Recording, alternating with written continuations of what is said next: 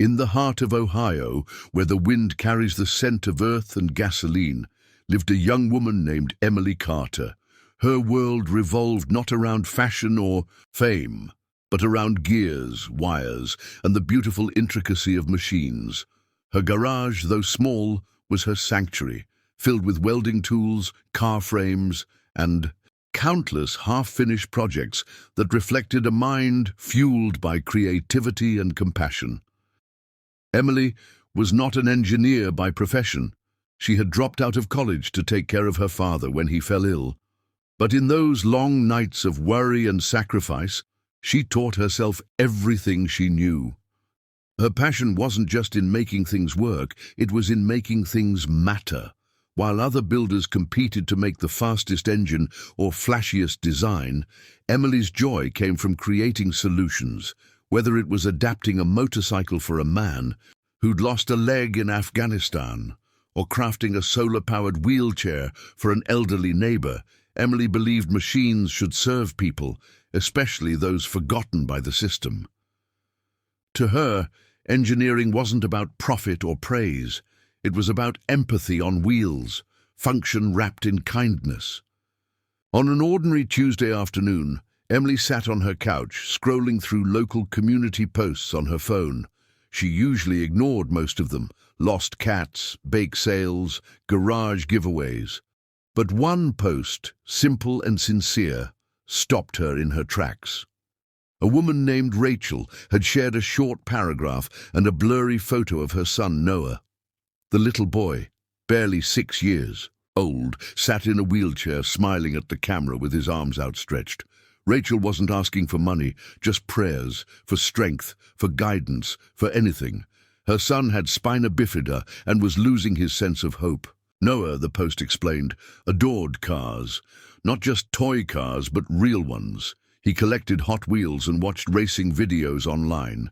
Every day he pretended to drive, holding a steering wheel made out of a paper plate. He dreamed of being a race car driver, but he had never been in a car he could control. "He just wants to feel free for a moment," Rachel wrote. That sentence echoed in Emily's mind like a challenge. She didn't see a problem, she saw a project. And so, without hesitation, she clicked Message and wrote, "Hi, Rachel. I'd like to help." Rachel was stunned. She replied quickly, confused and cautious. Emily explained her background, her garage, her work, and how she wanted to build a car for Noah. Not a toy, but a small electric vehicle he could control with his hands. At first, Rachel didn't believe it. No one had ever offered them anything without asking for something in return. But Emily wasn't selling anything. She was giving from her heart. They arranged a meeting the next day. When Emily met Noah, her heart melted. The boy's eyes lit up as she spoke about cars. He asked questions she didn't expect from a 6-year-old. Low-speed system she modified to run smoothly but powerfully on soft surfaces. She ordered special batteries and safety gear with money from her savings. The steering was the hardest part. She had to redesign it completely so it could be operated with a joystick or levers. Wanted to know about motors, wheels, and how electricity made things move. Emily took notes, measurements, and got an idea of how his hands moved. Because of his condition, he had limited strength in his legs, so she needed to design hand-operated controls that were simple, safe, and fun. Returning to her garage that night, she stared at a blank sheet of paper for hours. She wasn't just building a car, she was building a dream that needed to fit perfectly into a little boy's life, a boy who had never felt in control of anything. Emily got to work immediately. She began by stripping down a broken Power Wheels frame she had bought years ago from a junkyard, knowing someday it would serve a greater purpose. She strengthened the base, upgraded the wheels for stability, and replaced the weak plastic components with aluminum parts she cut and shaped herself. Then came the motor, a high torque. For days, Emily worked tirelessly. Her hands became sore, her eyes red from staring at wires and bolts for too long, but she didn't stop. With every screw she tightened, she imagined Noah's face. She painted the body in red and blue, complete with web decals. Noah's favorite superhero was Spider-Man. She even added a mini horn that played a playful tune and custom LED lights to make the car glow at night. To any adult, it was just a little machine. But to a boy like Noah, this was going to be everything. A ride, a thrill, a moment of dignity and power. As the days turned into weeks, word began to spread. A few neighbors peeked into Emily's garage, offering admiration and snacks. One brought her coffee, another helped her drill holes. What started as a solo mission quietly became a community effort. Rachel would sometimes drop by with Noah to check the progress. The boy was growing more excited every day, often clapping his hands and saying, "That's my car." It wasn't finished yet, but he already felt ownership, pride, and anticipation. The project had begun to change not only Noah's life, but Emily's as well. Her heart was fuller than ever. Finally, after 3 weeks of labor, the car was ready. Emily tested every function herself, adjusting the controls until they worked smoothly. She added foam padding for comfort and ensured the seatbelt was easy to use. She even recorded a custom voice message that played when the car started. "Let's go, Noah!" The day of delivery felt like Christmas morning. Emily towed the car in a small trailer and arrived at Rachel's house just before sunset. Neighbors had gathered, phones ready. As Emily unveiled the car, Noah gasped, his hands covering his mouth. He wheeled himself forward and stared in awe. It was the most beautiful thing he had ever seen.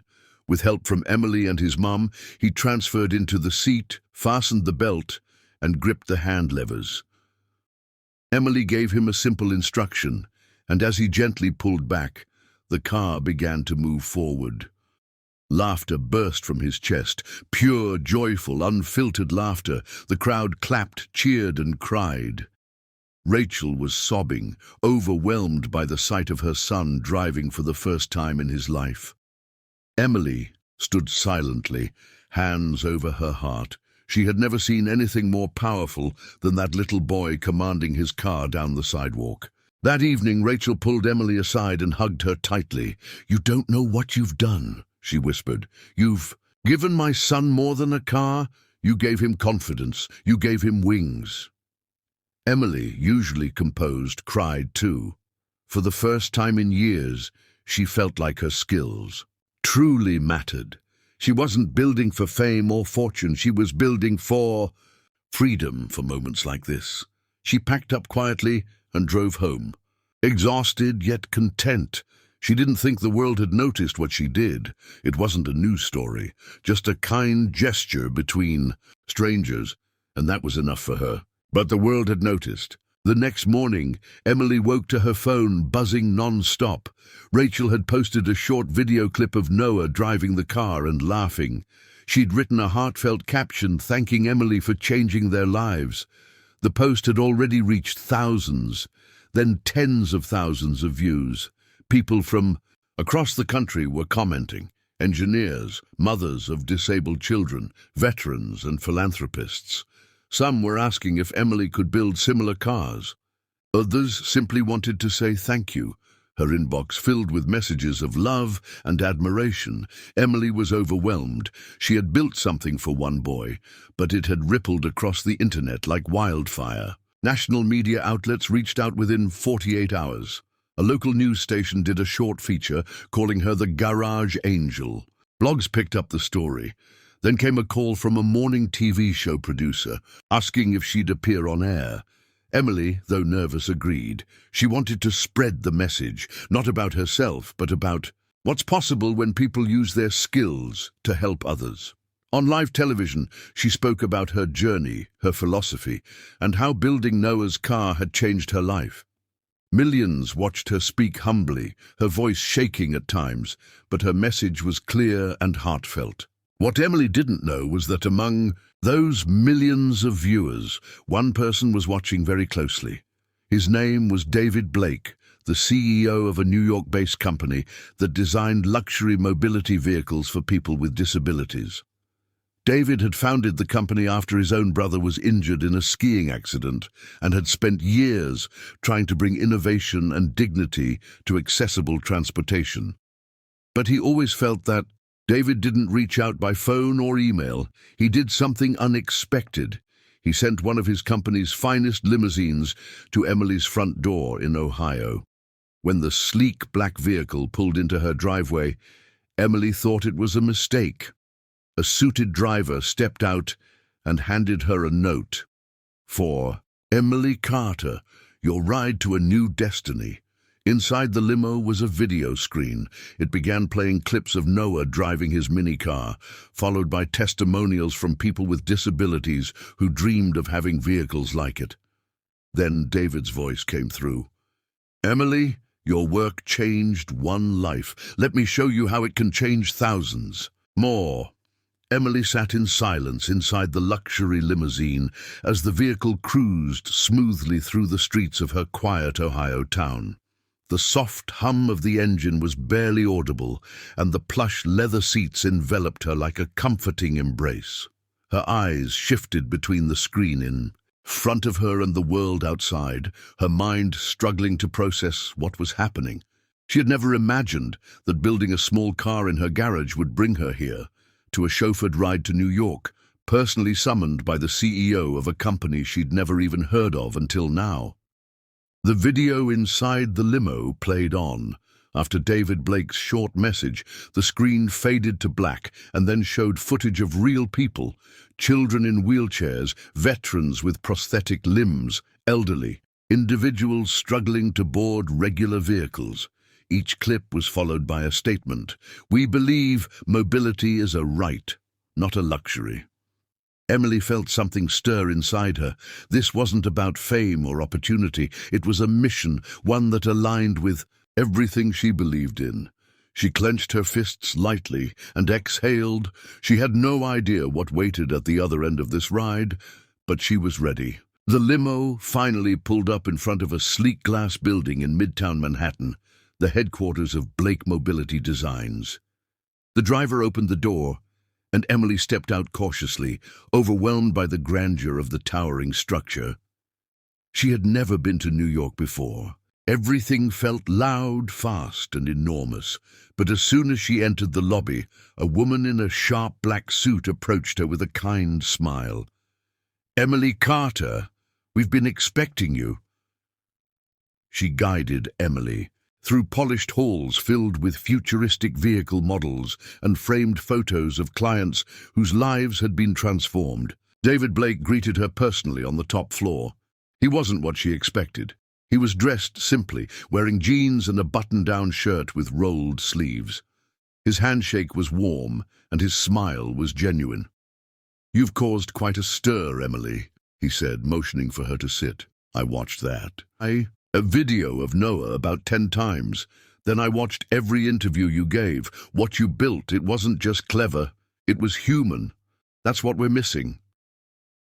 He spoke with the calm confidence of someone who didn't just build things, but understood why they needed to be built. Engineering and design focused entirely on inclusive mobility. They created everything from accessible limousines to smart prosthetic driving controls, many of which Emily had only seen in magazines. But David gave her a tour of his facility. It wasn't just a car company, it was a hub of innovation, a fusion of robotics. David pointed to one part of the building, a large, empty studio, and said, "That's the new department. It doesn't exist yet, but if you agree, I want you to lead it." Emily stopped walking, stunned. Me? But I don't have a degree. I've never run a team. I'm just... He raised a hand gently. You're not just anything, he said. You're a builder, you're an innovator, and most importantly, you care. That's something I can't teach, can't buy, and can't fake. What you did for that boy. That's the future of this company. You'll have engineers, designers, resources, whatever you need. But I want the heart of it to be yours.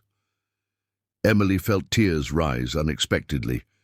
She had walked into the building feeling like an outsider. But here was this powerful man offering her the keys to something real, something meaningful. She didn't need to think twice. She extended her hand and said, "Let's do it." Over the next few months, Emily moved to New York and began shaping the new division, which they named Drive with Heart. She handpicked her team, young engineers, product designers, occupational therapists, and volunteers. Every person on her team was chosen not just for skill, but for empathy. They began work on a line of modular vehicles for children with various mobility needs. The designs were adjustable, safe, and fun. Emily incorporated her favorite element, customization. Each vehicle would reflect the child's personality, colors, sounds, names, and themes. It wasn't about building cars, it was about building confidence and joy. The response was overwhelming. Families from all over the country reached out, many in tears, finally feeling seen. Videos of children driving their first custom vehicles began to surface online. Some painted like superheroes, others like unicorns or race cars.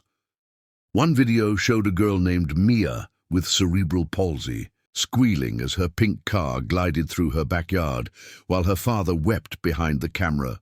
Another showed twin brothers in matching flame-themed rides, high-fiving each other with their adapted gloves.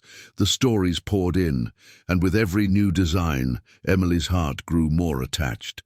She didn't feel like an executive, she felt like an ally.